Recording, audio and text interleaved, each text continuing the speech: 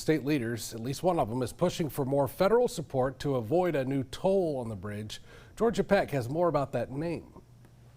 A bridge that hasn't been built yet and doesn't have a location may already have a name soon. It's not a good time for the USC to name a bridge after him because he's not bridging anything for us anyway, so why name a bridge after him? I guess that's okay. You got Martin Luther King Highway. That's just kind of ridiculous. Name it after some soldier or somebody that died in battle or something like that, you know? They're just playing political games. That name, President Donald J. Trump Expressway. Whether you like him or not, you put his name on something, you get his attention. Republican State Representative Michael Echols says he wants to let President Trump know advancing infrastructure is a priority in Louisiana, and he wants his support to offset the need for a toll once it's built. This naming is not just symbolic.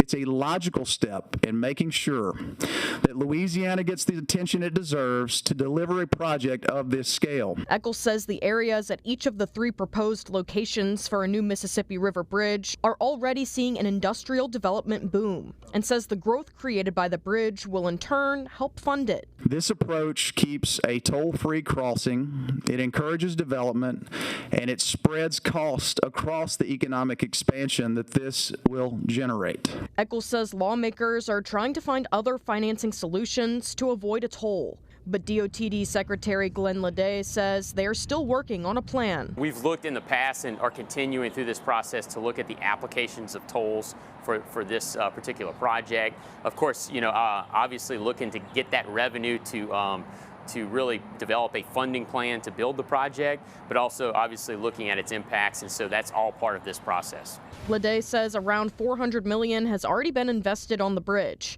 and tolling would bring in additional money. We need to evaluate that, and then obviously any other public investment is what we're looking at. He says DOTD will be holding formal meetings with the public and either determine a final location by the end of this year or move forward with another study.